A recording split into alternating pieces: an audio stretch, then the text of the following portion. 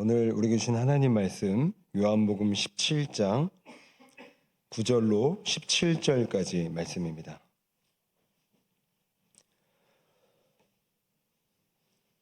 요한복음 17장 9절로 17절까지의 말씀 우리 교독하시면서 한 절씩 교독하시면서 하나님의 말씀 공독해 올리도록 합니다. 요한복음 17장 9절부터 제가 먼저 읽겠습니다.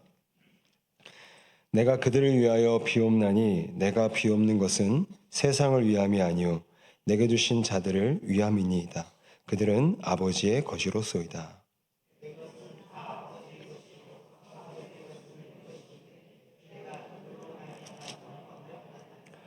나는 세상에 더 있지 아니하오나 그들은 세상에 있어왔고 나는 아버지께로 가옵나니 거룩하신 아버지여 내게 주신 아버지의 이름으로 그들을 보존하사 우리와 같이 그들도 하나가 되게 하옵소서.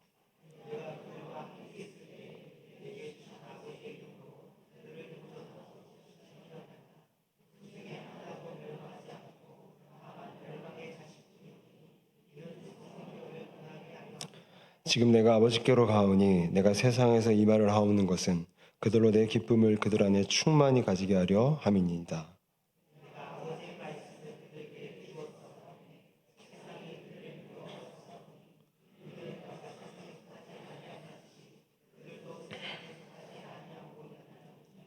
내가 비옵는 것은 그들을 세상에서 데려가시기를 위함이 아니요 다만 악에 빠지지 않게 보존하시기를 위함이니이다.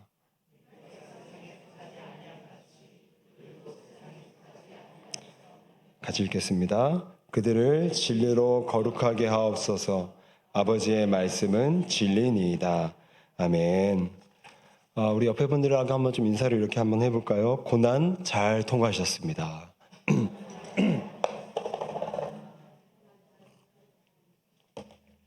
정말 고난 주간은 고난의 연속인 것 같습니다.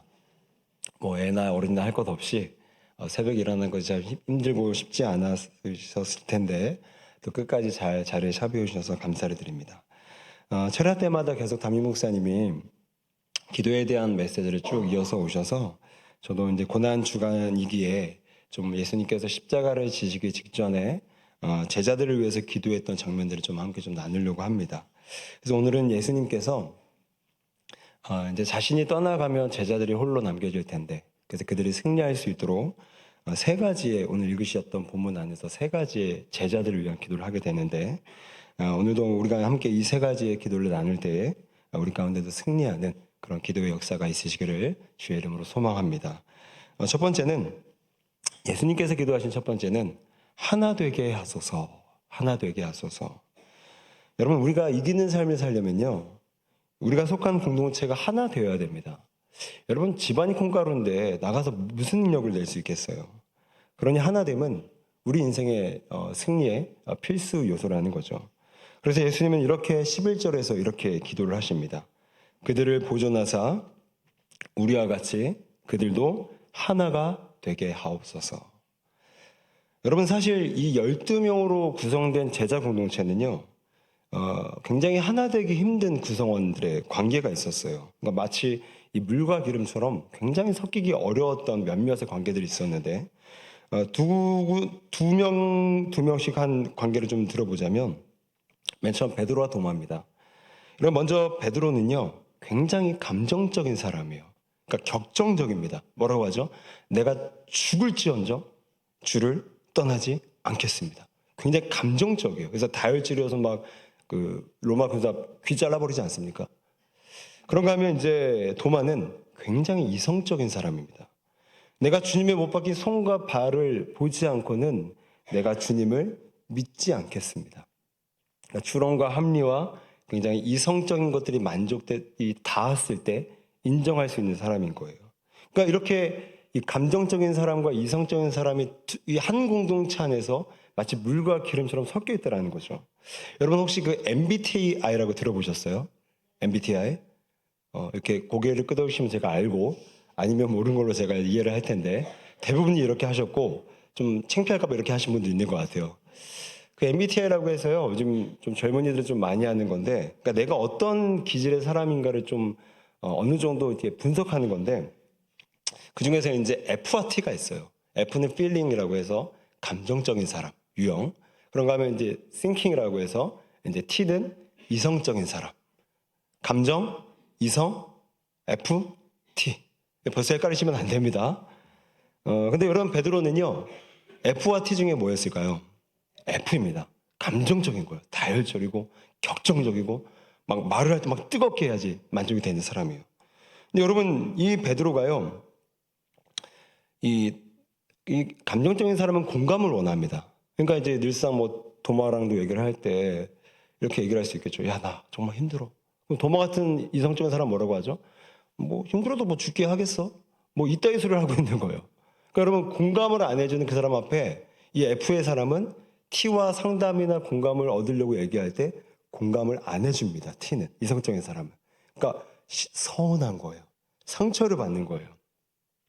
반면에 여러분 도마 입장에서 베드로와 같은 사람이 날마다 와갖고 나 힘들다, 나 좀 알아달라, 내가 이랬어, 여보 막 이렇게 얘기하는 거예요.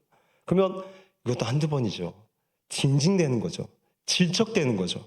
그러니까 그냥 나는 털어버리면 그만인데 T는 이성적인 사람은 이 감정적이고 F인 사람은 자꾸 잔여물이 남아요.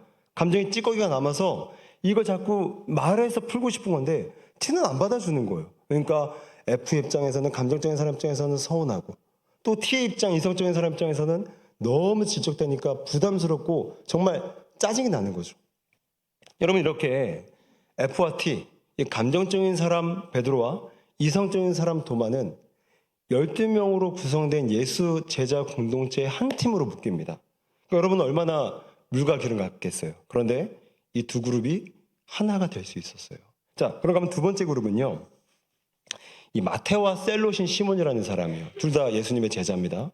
그럼 마테의 직업이 뭐였죠? 셀입니다. 셀이라 함은 이제 자기의 동족의 피를 빨아서 세금을 걷어서 이제 로마 정부에 갖다 바치는 거죠. 그러니까 유대인들의 입장에서는 이 죽일 놈인 거예요.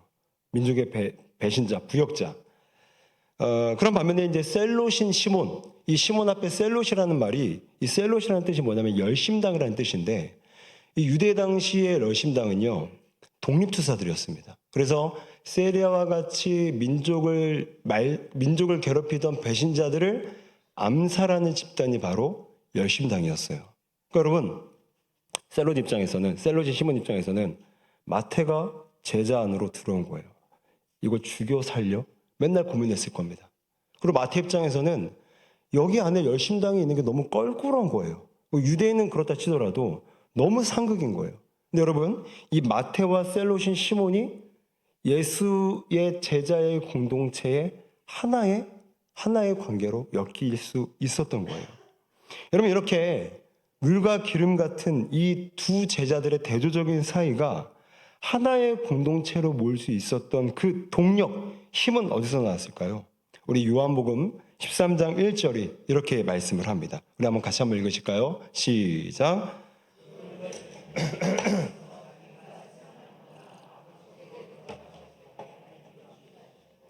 세상에 있는 자기 사람들을 사랑하시되 끝까지 사랑하시니라. 우리 말씀을 좀 보실까요? 이제 예수님께서 세상을 떠나실 때가 다가온 겁니다. 그런데 세상에 있는 자기 사람들을 끝까지 사랑하셨다는 거예요. 여러분, 예수님이 끝까지 사랑한 대상이 누구라고요? 자기 사람. 그러니까 제자를 가리키죠.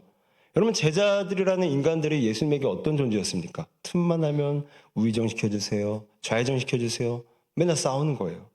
또 가룟유다는 돈과 예수를 바꿔버립니다. 배신자죠. 그런가 하면 나머지 제자들도 예수님 돌아가시자마자 다 흩어져서 언제 그러냐는 듯이 예수님을 부인하고 배신합니다. 여러분, 예수님에게 있어서의 제자들은요, 애물단지를 뛰어넘어서 웬수들인 거예요. 3년을 바쳐서 키웠건만 이것밖에 안 되는 인간들인 겁니다. 그런 예수님 마음을 있었지만 예수님은 그런 제자들 향해서 지금 뭐라고 표현하고 있죠? 자기 사람들, 내 사람들, 우리 안에 그들을 포함시켜 줍니다. 여러분, 예수님에게 있어서요, 자기 사람들은 자기 마음에 드는 사람이 아닙니다. 예수님에게 있어서 자기 사람들은 미워도 꼴보기 싫어도 나와 상극이고 나와 물과 기름처럼 섞이지 않더라도 하나님께서 나와 같은 공동체에 붙여주신 사람들, 그게 예수님께서 정의하셨던 자기 사람이라는 거예요. 여러분, 여러분의 공동체 안에, 여러분의 자기 사람 안에 누가 들어가 계십니까? 미워하는 사람 들어와 계십니까? 상극인 사람 들어와 계십니까? 왼수 같은 사람 들어와 계세요? 아니라면 내가 정말 좋아하는 사람, 내가 나와 잘 통하는 사람, 내게 잘해주는 사람, 나와 맞는 사람. 근데 오늘 예수님은 그렇지 않았다라는 거예요.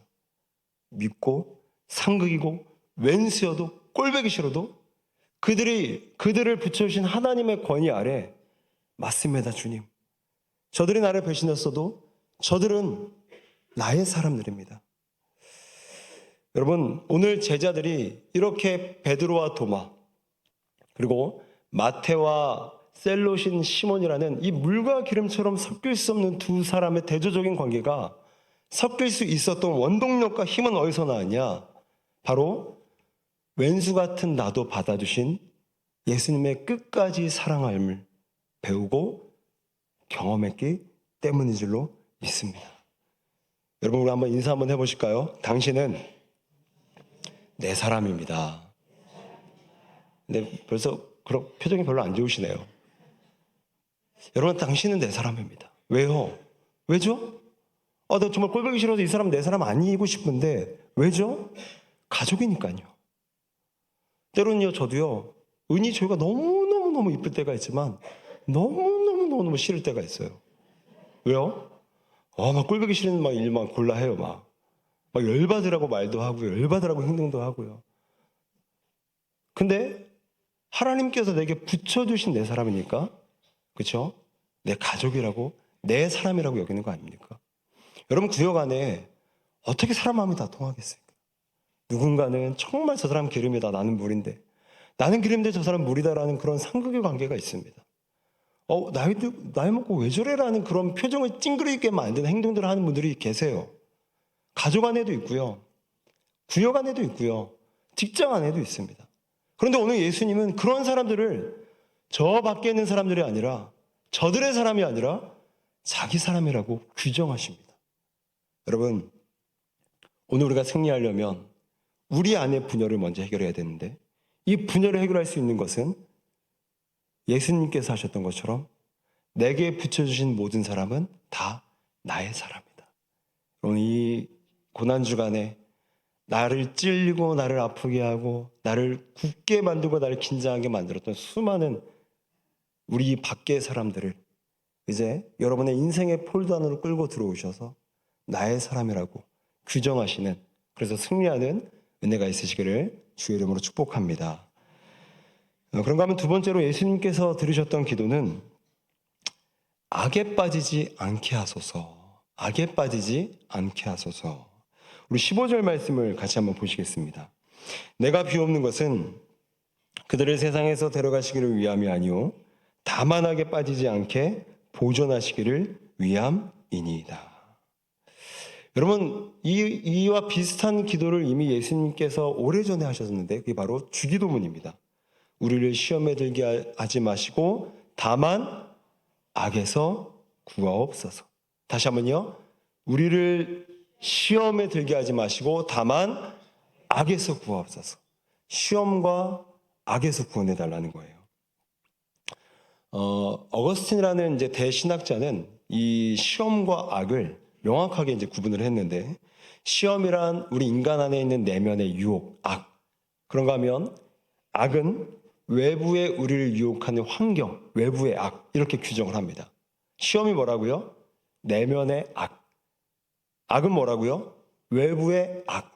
그래서 시험이란 내면에서 죄 짓고 싶게 만드는 유혹, 그리고 악이란 우리를 죄 짓게 만드는 외부적 환경, 죄된 문화와 가치관, 이렇게 아주 명확하게 구분을 해 놨다라는 거죠. 그러니까 우리는 이 두 가지를 위해서 항상 기도해야 된다는 겁니다. 여러분, 어떤 분들은요, 항상 마음이 건강해요. 내면이 건강한데 항상 환경에 시험거리가 많아요. 유혹거리가 많습니다. 여러분, 그런 분들은 환경을 위해서 기도하셔야죠. 외부의 악을 차단하기 위해서. 그런가 하면 어떤 분들은 환경은 괜찮아요. 그런데 내면의 유혹이 너무 많아요. 내면에 정결하지 못한 거예요. 그러니까 자꾸 내면의 악의 유혹에 걸려 넘어지는 겁니다. 그런 분들은 이 내면의 악을 다스리기 위해서, 유혹을 다스리기 위해서 꾸준히 기도하셔야 된다는 겁니다. 근데 문제는 이 두 가지가 항상 합동 작전을 핍니다. 원래 악과 악은요 같은 편이에요. 그래서 우리를 집어삼키려고 하는 거예요. 그래서 끊임없이 우리의 내면의 악과 외부의 악을 동조시켜서 우리 영혼을 잡아 삼키려고 한다는 거죠. 그러니 우리가 날마다 오늘 예수님께서 기도하셨던 것처럼 그들을 악에서 빠지지 않게 하옵소서 기도할 때 우리는 그 악과 시험을 능히 이길 줄로 믿습니다. 자, 그런데 우리는 하나님께 이 부분에서 좀 따지고 싶은 게 있어요. 여러분, 하나님이 그냥 시험을 안 주시면 되는 거 아니에요? 그냥 우리의 내면을 깨끗하게 만드셔서 시험거리 없으면 좋은 거 아닙니까? 그리고 우리의 죄된 환경, 문화의 가치관을 우리에게 좀 막아주셔서 시험 안 당해서 우리 사랑하는 자녀들이 이 시험과 악에 넘어지지 않도록 미리 애초에 미연에 방지하면 되는 거 아니에요? 하나님 주권자라면서요. 근데 왜 그걸 허용하시죠? 그러면 시험이라는 말이요, 헬라어로 이 페이라조라는 말인데, 이 말의 뜻은요, 잘 들어보십시오. 정체와 본질을 알기 위해 시험하는 것. 다시 한번요. 이 시험이라는 단어는 정체와 본질을 알기 위해서 시험하는 것. 그러니까 시험이 목적이 아니라 우리의 시험하는 목적은 나의 본질과 나의 상태와 나의 현주소를 깨닫게 하기 위해서 주시는 시험거리가 이 페이라조, 시험이라는 겁니다. 여러분, 그래요. 사람이 자기를 모릅니다.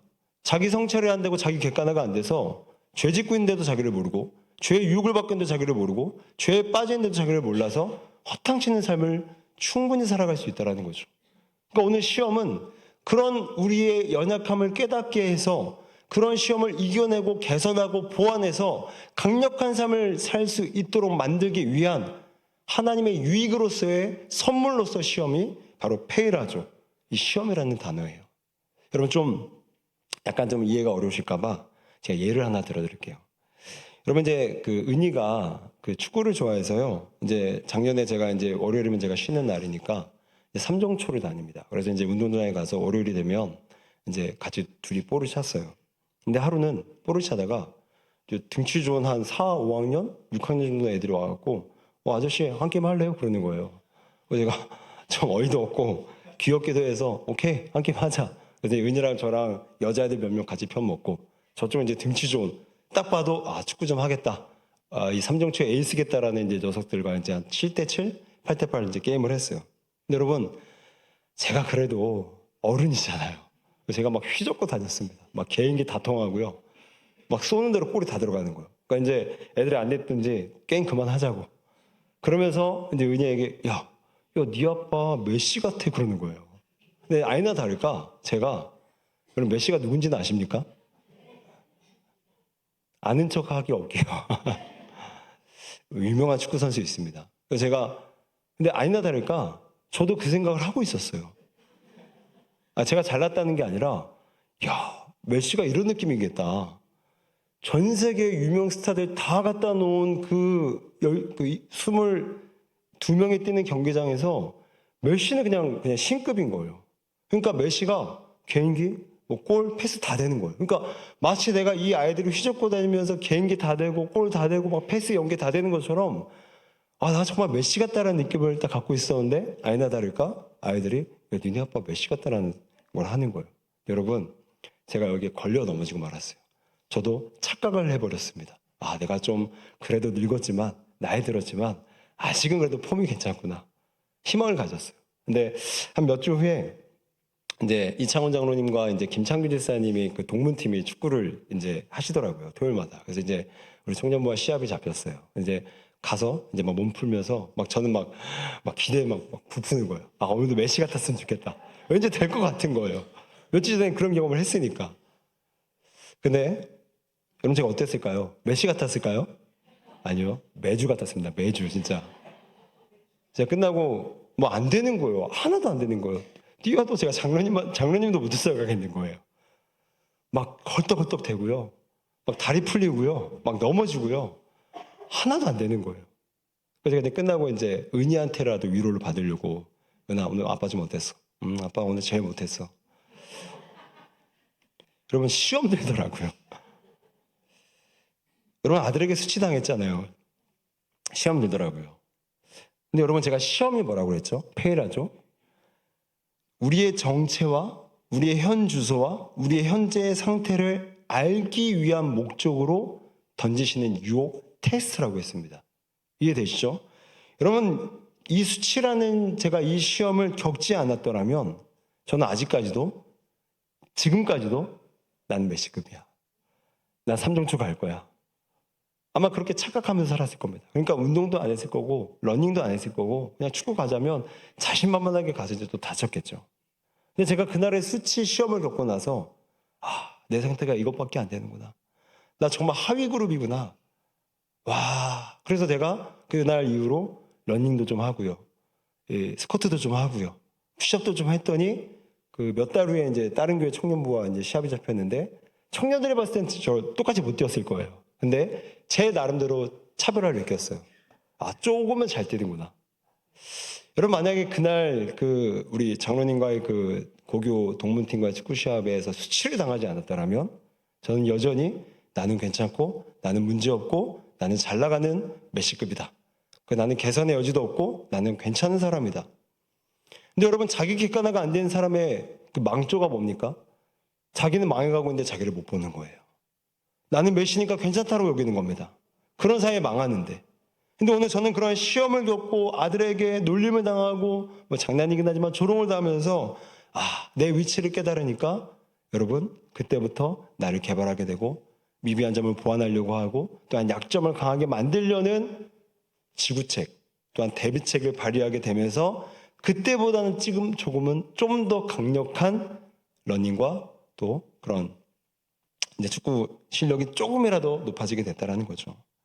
여러분 이거 우리 인생에도 마찬가지 아닙니까? 왜 하나님이 사랑하는 자녀들을 왜 시험을 허락하십니까?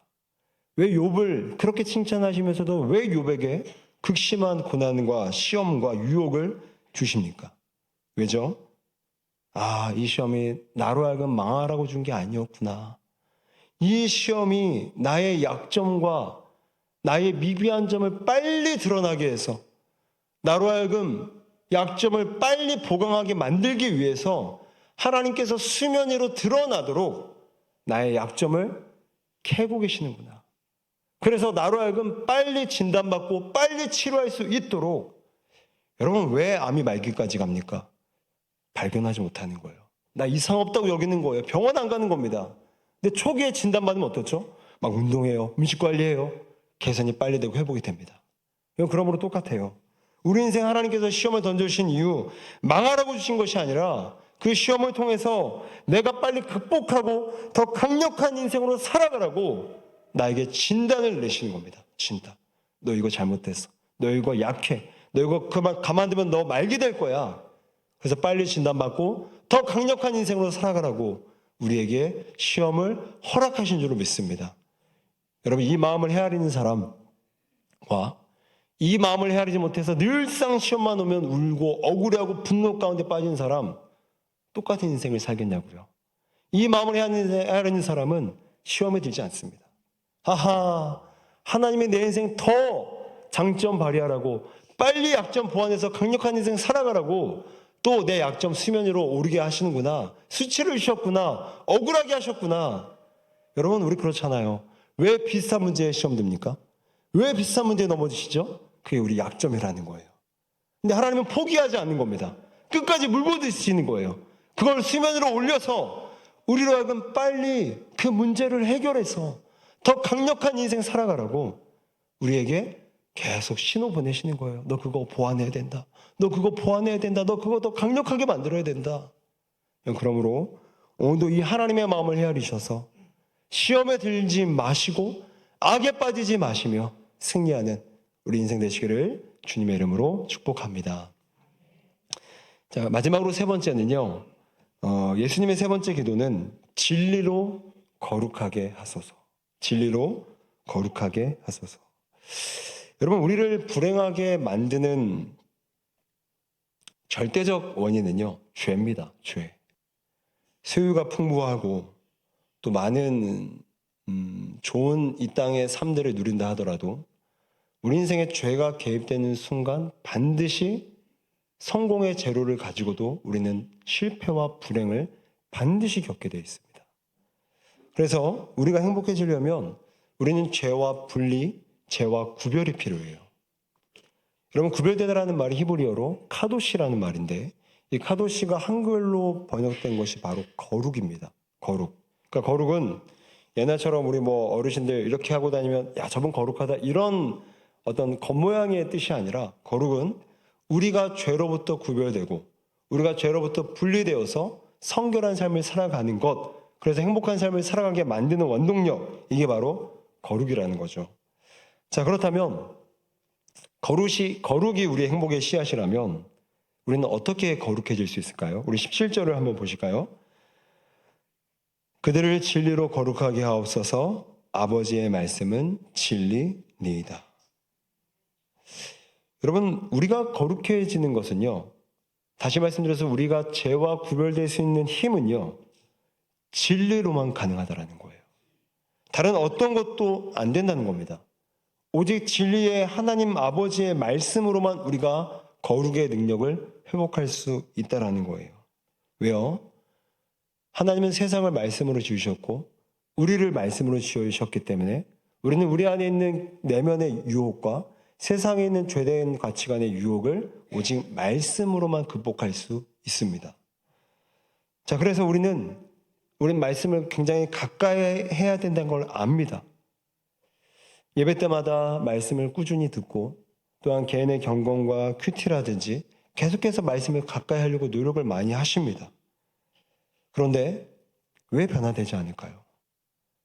진리로 거룩할지니라 말씀하셨는데 왜 우리는 그 진리의 말씀을 가까이 하면서도 왜 우리의 삶은 죄와 구분이 안 되고 왜 죄와 분리가 안 되고 끊임없이 죄가 주는 불행 가운데 살아갈까요? 이유는요, 진리를 진리로 믿지 못하기 때문입니다. 말은 진리라고 해요. 입술은 진리라고 주장합니다. 그런데 우리의 실제 가치관 안에서는 진리가 아니라 세상의 다른 가치관을 진리로 여기기 때문에 우리는 진리의 능력이 안 나오는 겁니다. 그럼 오늘 뭐라고 하셨죠? 진리로 거룩해진다고 했어요. 진리를 믿으면 거룩은 당연스럽게 쫓아오는 건데 진리를 진리로 여기지 않으니까, 이것만은 우리 인생의 기준으로 삼지 않으니까, 이것만은 우리 인생의 정답으로 삼지 않으니까 거룩의 능력이 나타나지 않는다라는 거예요. 여러분, 이단들을 보십시오. 이들은요, 굉장히 충성됩니다. 자신들의 온 시간과 물질과 에너지와 삶들을 다 갖다 바칩니다. 그러면 왜 이들에게 이런 변화가 일어날까요? 이들은 그 교주가 만든 교리를 진리로 믿기 때문인 거예요. 가짜여도 진리로 믿는 순간 변화가 되는 거예요, 내가. 그만큼 믿는다라는 게 굉장한 역사와 굉장한 능력을 가져다 준다는 거죠. 근데 문제는 우리는 진짜를 갖고 있어요. 진짜를 갖고 있지만 진짜를 진짜로 믿지 못하니까 변화가 안 되는 거예요. 저들은 가짜를 갖고 있지만 가짜를 진짜로 여겨서 변화가 되는데 우리는 진짜를 갖고 있지만 그 진짜를 진짜로 여기지 않으니까 변화가 안 된다라는 겁니다. 말은 진리라고 하지만 끊임없이 나의 은밀한 중심부 안에는 세상의 찌든 가치관과 물질적인 가치관과 세상이 호도하는 가치관을 내 마음의 진리로 여기기 때문에 우리는 이단들의 변화도 못 쫓을 만큼 진리의 거룩의 능력이 안 나타나는 거죠. 그럼 오늘 이 말씀이 우리에게 주는 도전이 뭡니까? 우리 인생, 그럼 승리하기 위해서는요, 말씀에 내 인생을 거셔야 됩니다. 이제 더 이상 신앙생활 수십 년 했지만 그래, 변화 없는 게 당연하지. 몇몇 목회자나 선교사나 변화되는 거지. 교회만 꾸준히 나와도 그게 어디야. 봉사만 해도 그게 어디야. 직분만 받아도 그게 어디야. 여러분, 이건 우리를 만족하면 안 된다는 거죠. 오늘 우리가 진짜 변화되기 위해서는 여러분 말씀에 올인하셔야 될 줄로 믿습니다. 저 이단들은 가짜를 믿어도 저렇게 변화가 된다면 여러분 진짜로 믿는 순간 반드시 변화될 줄로 믿습니다. 여러분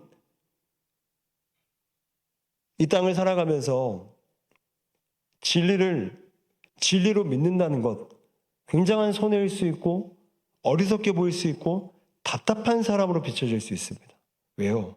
너무 미련해 보이고 너무 그냥 아무 생각 없는 것 같고. 근데 오늘 성경은 우리에게 뭐라고 말씀합니까? 진리로 거룩해 하옵소서. 진리만이 우리를 거룩해 할 수 있고 진리만이 우리 인생을 승리케 할 수 있고 진리만이 우리 인생을 반드시 자유케 할 수 있다라는 겁니다. 여러분 저도 목회자로서 참 진리에 내 인생을 건다는 게 두렵습니다. 내 평생의 인생을 아무것도 보이지 않는 저 안개가 스키 쌓인 저 미래를 향해서 내 인생을 투척해야 된다는 거 굉장한 불안의 강도로 저에게 가져다 줘요. 그래서 점점 더 교육자 수가 점점 더 줄어들고 있습니다. 그들은 못나서 뭐 교육자 그만두냐? 아니라는 거예요. 그들 역시도 긴 싸움 끝에 물론 여러 가지 이유가 있어서 이제 교육자의 삶을 자리를 가졌지만 함께 이 설교를 나누고 있는 저 역시도 진리만 믿고 내 인생을 평생을 교회를 위해서 내 인생을 투척해야 된다? 굉장한 불안과 두려움을 가져다 줘요. 그런데 진리를 진리로 믿을 때 진리가 반드시 우리 인생을 자유하게 하신다는 것을 믿을 때 진리만이 내 인생을 가장 복되게 하신다는 것을 믿을 때 그때서야 비로소 우리는 그 진리에 우리 인생을 올인할 수 있고 그 사람만이 진정한 자유와 변화를 경험하게 될 줄로 믿습니다. 사랑하는 성도 여러분, 이제 말씀을 정리하도록 하겠습니다. 오늘 예수님은 3가지의 기도를 하셨어요. 그들을 하나 되게 하옵소서. 그들을 악에 빠지지 않게 하옵소서. 그들을 진리로 거룩하게 하옵소서. 이 3가지의 기도가 이제 고난주간이 끝나더라도 예수님께서 제자들을 위해서 마지막 십자가 지기 전에 마지막 드린 기도라는 사실을 우리 마음에 새기셔서 이 3가지의 기도를 통하여서 하나 되시고 악을 이기시며 진리로 거룩하여서 죄를 끊어내고 진정한 행복과 만족을 경험하는 우리 모두가 되시기를 우리 주님의 이름으로 축원드립니다. 시간 함께